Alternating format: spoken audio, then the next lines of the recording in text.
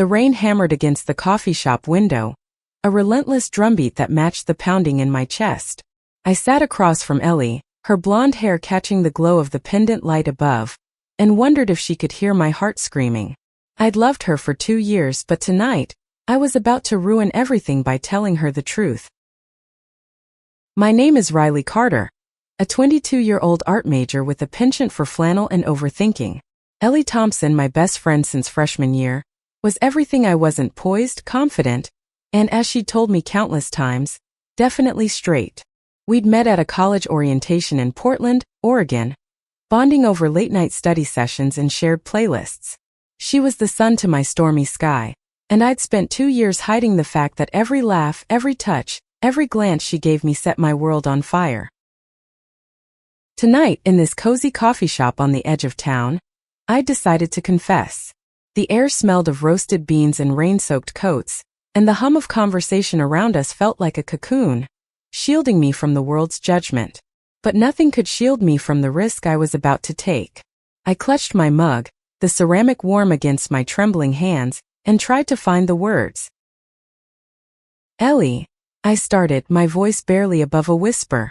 Her green eyes flicked up from her latte, curious and unguarded. "There's something I need to tell you."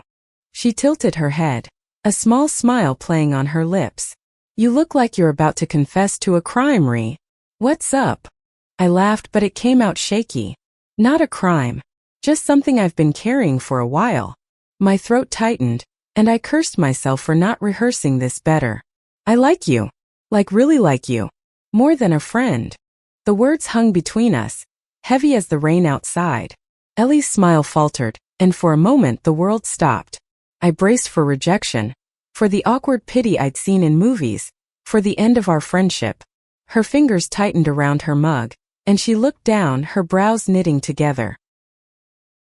"Riley," she said softly, and I knew that tone. It was the one she used when she was about to let someone down gently. "I'm straight. You know that. I mean, I love you, but not like that."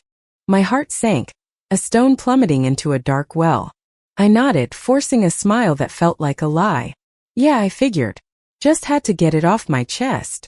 She reached across the table, her hand brushing mine. "You're my best friend. This doesn't change that, okay?" I wanted to believe her, but the ache in my chest told me otherwise. We finished our coffee in near silence, the weight of my confession pressing down on us. When we left, the rain had stopped, but the air felt colder. I walked her to her car, and as she hugged me goodbye, I memorized the feel of her arms, knowing it might be the last time. The next week was torture.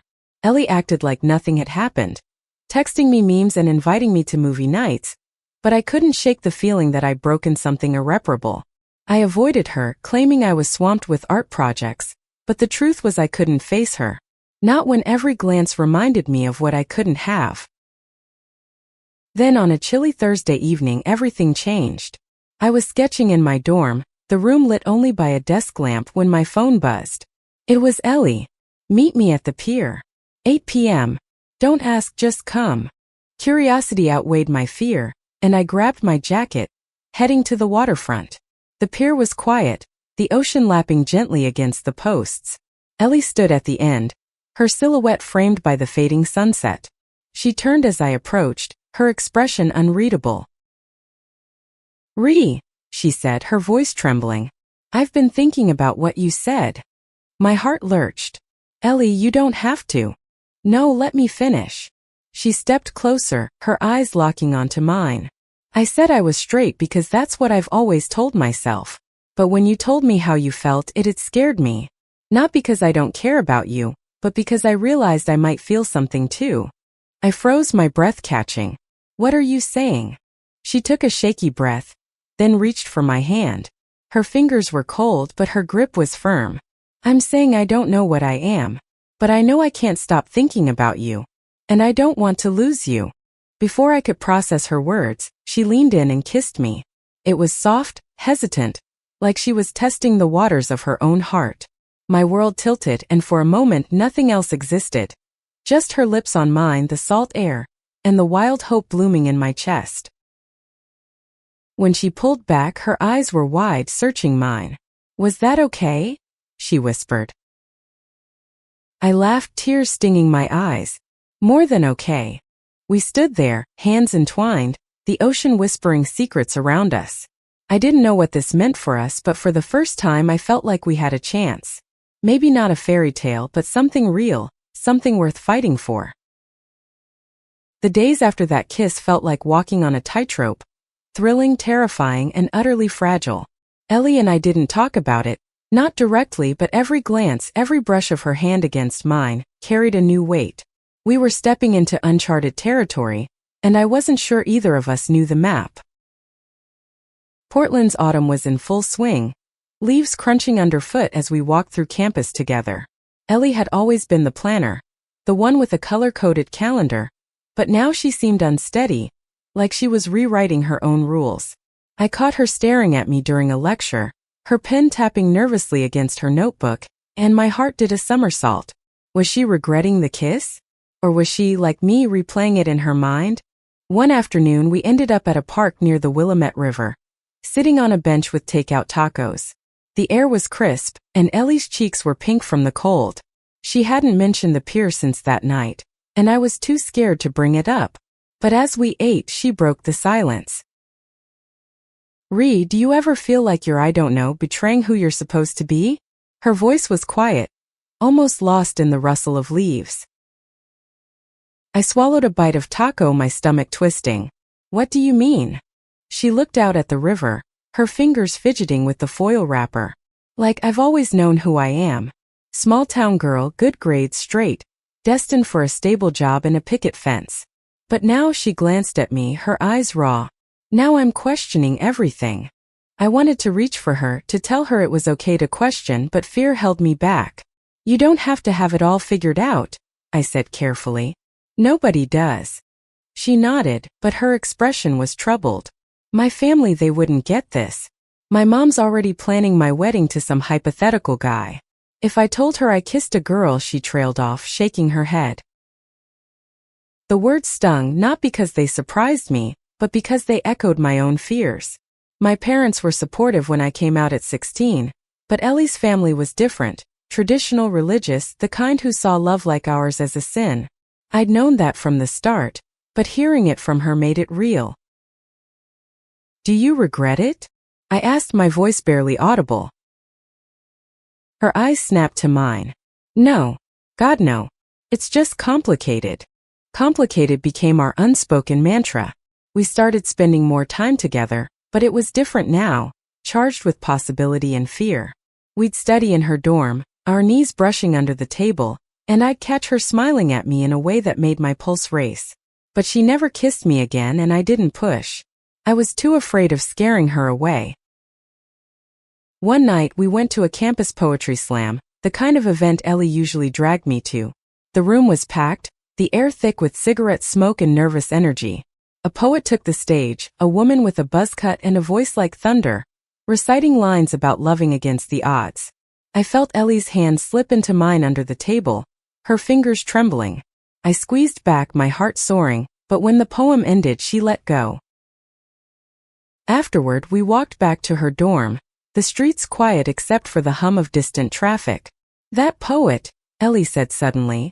She made it sound so fearless. Loving who you want. It can be, I said, hoping my voice didn't betray my longing. But it's not always easy. She stopped walking, turning to face me. The streetlight cast shadows across her face, and for a moment she looked like she might cry. I'm scared, Ree. I don't know how to do this. But I don't want to stop feeling whatever this is. I stepped closer, my heart pounding. Then don't. We'll figure it out together. She nodded, and for a second I thought she might kiss me again. But instead she hugged me, her arms tight around my shoulders. It wasn't what I wanted, but it was enough for now. The next week things got messy. Ellie's older sister, Claire, was visiting from Seattle. Claire was a carbon copy of their mom, judgmental, polished, and fiercely protective of the family's image. When Ellie invited me to dinner with them, I hesitated but agreed, hoping to prove I was still just her best friend. The restaurant was upscale, all white tablecloths and candlelight. Claire sized me up the moment I sat down, her smile tight. So Riley, she said, cutting into her steak, Ellie says you're an artist. That's unconventional. I forced a laugh. Yeah, it's not a 9 to 5, but it's what I love. Ellie shot me a supportive glance, but Claire's eyes narrowed. Ellie's always been drawn to creative types. But she needs stability, you know? Someone grounded. The subtext was clear and it cut deep. I excused myself to the bathroom, my hands shaking as I splashed water on my face. When I returned, Ellie was arguing with Claire in hushed tones. I caught fragments. None of your business and just friends, and my stomach churned. Later, as we walked to the car, Ellie grabbed my arm. I'm sorry about her. She's just protective. It's fine, I lied. But is that what you told her? That we're just friends? Ellie's silence was answer enough. I pulled away, the night air cold against my skin. I can't keep pretending, Ellie. Not if this is real. She reached for me, but I stepped back.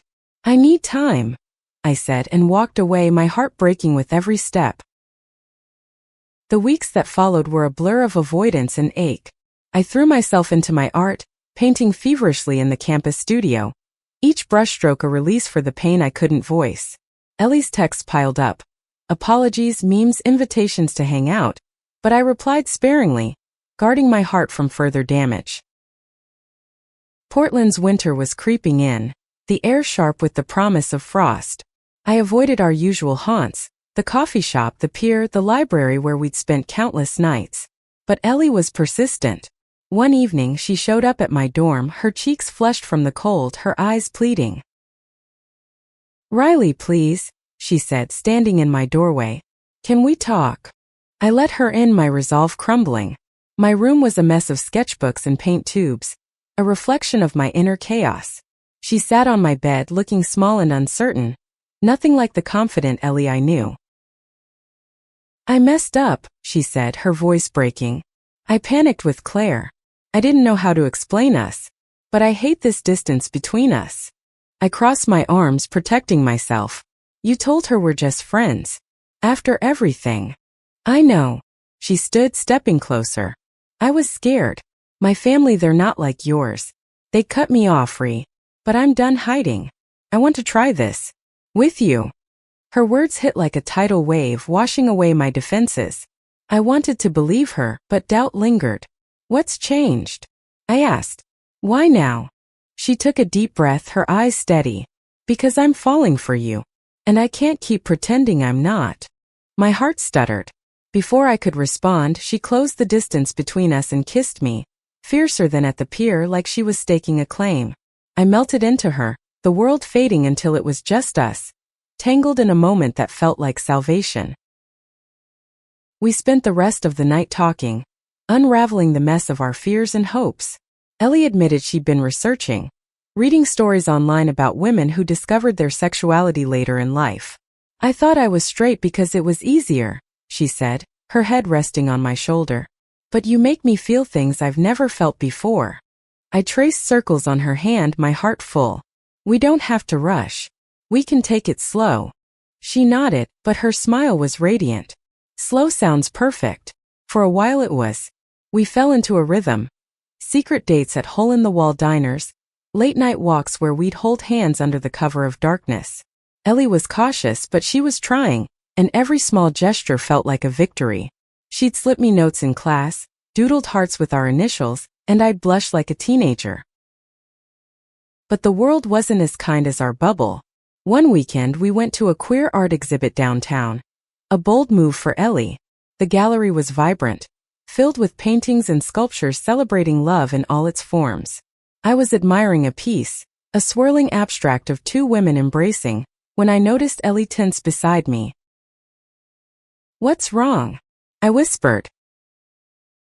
She nodded toward the entrance. Claire was there, her arms crossed, her expression a mix of shock and disapproval. My stomach dropped. Ellie hadn't told her we were coming here, but Claire must have seen her posts on social media.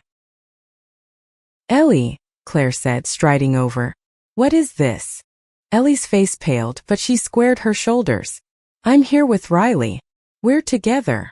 The word hung in the air, a fragile declaration. Claire's eyes flicked to me, cold and accusing. This isn't you, Ellie. You're not like this. I felt Ellie's hand tighten in mine, and I squeezed back, silently urging her to stand her ground. "You don't get to decide who I am," Ellie said, her voice steady despite the tremor in her hands. "I love her." Claire's face hardened. "You're throwing away your future for a phase. Mom and Dad will never accept this." Ellie flinched, but she didn't back down. "Then that's their loss." Claire stormed out, leaving a chill in her wake. Ellie turned to me, tears in her eyes but a defiance set to her jaw. "I meant it," she said. "I love you." I pulled her into a hug, my heart swelling. "I love you too." But the fallout was swift. By the next day, Ellie's phone was blowing up with texts from her parents. Claire's doing, no doubt. They demanded she come home to Eugene for a talk. Ellie was shaken, but she refused to go. "I'm not ready to face them," she told me, her voice small. "Not yet." I wanted to protect her, to shield her from the judgment I knew was coming. But I also knew this was her battle, and all I could do was stand by her. We spent the evening in my dorm, watching old rom-coms and pretending the world wasn't closing in. The next morning, Ellie got a call from her mom. I sat beside her, holding her hand as she listened, her face crumpling with every word. When she hung up, she was trembling. "They're cutting me off," she whispered. "No tuition, no support. They said I'm a disappointment." I pulled her close, anger and helplessness warring inside me. "You're not a disappointment. You're brave. And we'll figure this out." She nodded against my shoulder, but I could feel her fear. I was scared too, not just for her but for us. Could our love survive this storm? The weeks after Ellie's family cut her off were a test of everything we were. She moved out of her dorm, unable to afford it, and crashed on my couch, her life reduced to a duffel bag and a forced smile. I watched her struggle to keep up her grades while picking up shifts at a bookstore, her pride refusing my offers to help with rent. Portland's gray skies mirrored our mood. We'd steal moments of joy, cooking cheap pasta in my tiny kitchen, laughing over spilled sauce, but the weight of her family's rejection hung over us. Ellie didn't talk about it much, but I saw it in the way her eyes dimmed when she checked her phone, hoping for a message that never came. One night, as we lay on my bed, the rain tapping against the window, she broke the silence. "Do you think I'm making a mistake?" Her voice was small, vulnerable. "Choosing us over them?" I turned to face her, my heart aching. "You're not choosing me over them. You're choosing yourself. And I'm here no matter what." She kissed me then, slow and deliberate, like she was anchoring herself to me. It was different from our first kisses, less hesitant, more certain. I held her close, wishing I could take away her pain, but knowing all I could offer was my love. The next challenge came from an unexpected place. My art professor, Ms. Delgado, announced a juried exhibition with a scholarship prize, enough to cover a semester's tuition. I poured everything into my submission, a series of paintings inspired by Ellie. Bold colors, swirling emotions, love and fear intertwined. When I told Ellie, she grinned, her old spark returning. "You're gonna win, Ree. I know it." The night of the exhibition, Ellie insisted on coming, even after a double shift. She wore a borrowed dress, her hair swept up, and I couldn't take my eyes off her. The gallery was packed, the air buzzing with critiques and champagne flutes. My paintings hung in a corner, drawing a small crowd. Miss Delgado pulled me aside, her eyes gleaming. "Riley, these are extraordinary. You've got a real shot." Ellie beamed beside me, her hand brushing mine. But as we mingled, I noticed a familiar face in the crowd, Claire. She was staring at my paintings, her expression unreadable. My stomach twisted. Had she come to cause trouble? "Ellie," I whispered, nodding toward her sister. Ellie's face paled, but she squared her shoulders and walked over, me trailing behind. "Claire," Ellie said, her voice steady. "What are you doing here?" Claire's eyes flicked to me, then back to Ellie. "I heard about the exhibition. I didn't know it was this." She gestured to my paintings, which clearly depicted two women in love. "Is this how you see her?" Ellie hesitated, then nodded. "Yeah, it's how I feel." Claire's jaw tightened, but she didn't lash out. "I told Mom and Dad you're serious about this. They're struggling. But I'm trying to understand." It wasn't an apology, but it was something. Ellie's eyes softened, and she reached for my hand. Thanks for coming, she said quietly. Claire left soon after, but the encounter left us shaken. Later, as we sat on a bench outside the gallery, Ellie leaned against me. I didn't expect her to show up. Maybe there's hope. I kissed her forehead. One step at a time. The exhibition results came a week later. I won the scholarship, a lifeline for my own tuition struggles. Ellie threw her arms around me, laughing through tears. I told you, Ree, you're unstoppable. But our joy was short-lived. Ellie's bookstore cut her hours, and the stress of juggling school and bills was wearing her down. One night I found her crying over her laptop, a rejection email from a scholarship she'd applied for glowing on the screen. I can't do this, she sobbed. I'm dragging you down with me. You're not, I said fiercely, kneeling beside her. We're in this together, remember? She shook her head, her voice breaking. You deserve someone who's not a mess. Someone whose family doesn't hate them for who they love. Her words cut deeper than I'd expected. I took her face in my hands, forcing her to meet my eyes. I love you, Ellie. Mess and all. Don't you dare give up on us. She nodded, tears streaming down her cheeks, and we held each other until the room felt less heavy. But her doubt lingered, a shadow we couldn't shake. As winter deepened, we decided to fight back. I helped Ellie apply for more scholarships and a work-study program, and we started a crowdfunding page for her tuition. The queer community on campus rallied around us, sharing the link and donating what they could. It wasn't enough to solve everything, but it was a start. One evening, as we worked on her applications, Ellie looked at me, her eyes bright with something new. You know what? I'm done being scared. I want to tell our story, our real story. I raised an eyebrow. What do you mean? She grinned, a hint of her old fire returning. Let's make a zine. About us, about love, about fighting for who you are. We'll sell it at the next queer art fair. The idea lit a spark in me. We spent the next week sketching and writing, pouring our hearts into a small booklet that told our story raw, messy, and true. It was terrifying, but it felt right, like we were claiming our place in the world. The zine was our rebellion, a tangible piece of us we could hold up to the world. We called it Rewritten Rules. Its pages filled with my sketches and Ellie's words, weaving our love story with raw honesty. The queer art fair was in a community center downtown, a vibrant chaos of booths and music. We set up our table, nerves buzzing, our zine stacked neatly beside a jar for donations. Ellie was radiant that day, her laughter cutting through my anxiety. What if no one buys one? I whispered, eyeing the crowd. Then we'll give them away, she said, squeezing my hand. This isn't about money. It's about us. People stopped by, drawn by my colorful cover art, a silhouette of two women against a sunset, hands entwined. A non-binary student bought the first copy, their eyes lighting up as they read Ellie's opening poem about finding courage in love. Others followed, some sharing their own stories, others just smiling and slipping a few bucks into the jar. By the end of the day, we'd sold out, and the jar was heavy with crumpled bills. This is unreal, I said, counting the cash as we packed up. We made enough to cover your books for next semester. Ellie's grin was electric. We did this, Ree. Together. That night, we celebrated with cheap wine and takeout, sprawled on my dorm floor. Ellie raised her plastic cup, her eyes gleaming. To us. To love that doesn't give up. I clinked my cup against hers, my heart full. To rewriting the rules. But the high didn't last. A week later, Ellie got a letter from her parents, forwarded from her old dorm address. We sat on my bed as she opened it, her hands trembling. The words were cold, formal. They were giving her one last chance to come to her senses and return home, or they'd cut contact permanently. Ellie stared at the letter, her face unreadable. They think I'm confused, she said finally. Like this, you are just a phase. I reached for her, but she pulled away, standing to pace the room. What if they're right? What if I'm throwing away my family for something I don't even understand?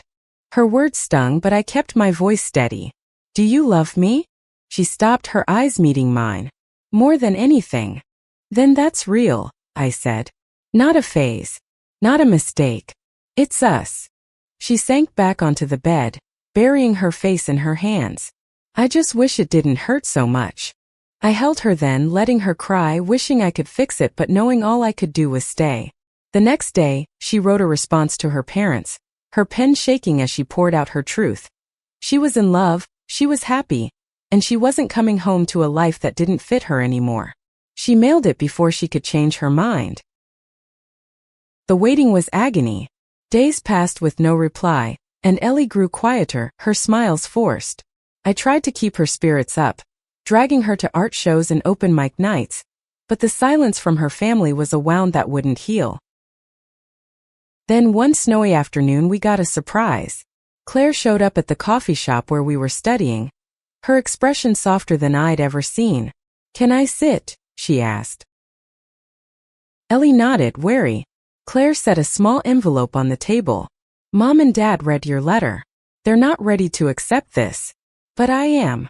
Inside the envelope was a check, enough to cover Ellie's rent for a few months. Claire's eyes were wet. "I don't understand everything, but I see how happy you are with Riley. I don't want to lose my sister." Ellie hugged her, tears streaming down her face. I stood back, my own eyes stinging, grateful for this small bridge across the chasm. With Claire's support, Ellie found her footing. She got a better job at a local queer bookstore, and we moved into a tiny apartment together, our first real home. It was cramped and drafty, but it was ours. We painted the walls with murals, danced in the kitchen to old records, and fell asleep tangled together, the world outside fading away. But life wasn't done testing us. My scholarship was a one-time deal, and my own tuition bills were looming. Ellie insisted we could make it work, but I saw the worry in her eyes. One night, as we brainstormed ways to afford next semester, she had an idea. "Let's do another zine," she said, her voice bright with determination. "But bigger. We'll pitch it to local bookstores, maybe even online. Our story resonated with people. Let's keep telling it." I loved her fire, but I was skeptical. "You think we can pull that off?" She grinned, pulling me close. "With you? I can do anything." We spent weeks on the new zine, still rewriting, diving deeper into our journey. Ellie's struggle with her family, my fears of losing her, our fight to build a life together. The work was exhausting but cathartic, a way to process the chaos and claim our narrative. When we pitched it to the bookstore where Ellie worked, they loved it, offering to sell it and host a launch event. The launch was a whirlwind. Friends, classmates, and strangers packed the bookstore, their support overwhelming. Ellie read a passage aloud, her voice steady and proud, and I felt like my heart might burst. We were building something. Not just a zine, but a community, a testament to love that refused to be silenced. The success of Still Rewriting was a lifeline, but it didn't solve everything. The money from sales helped with rent, but my tuition loomed like a storm cloud. Ellie and I were scraping by, our days a blur of classes, work, and stolen moments of joy. Yet every time I looked at her, laughing over breakfast or sketching beside me, I knew we were worth the fight. Spring brought a tentative warmth to Portland, the city blooming with possibility.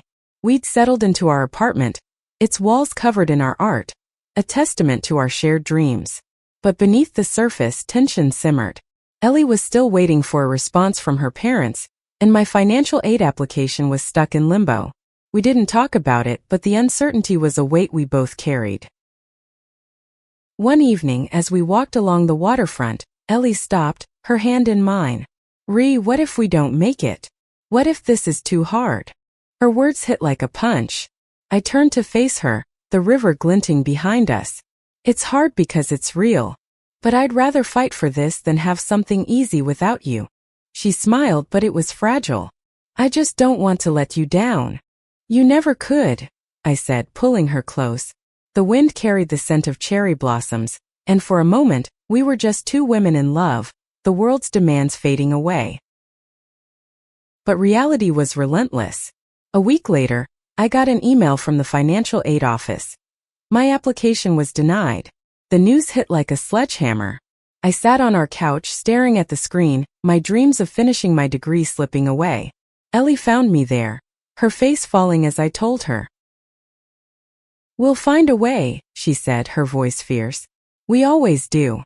I wanted to believe her, but despair was creeping in. What if we can't? What if I have to drop out? She knelt in front of me, her hands on my knees. Then we'll figure out what's next. Together.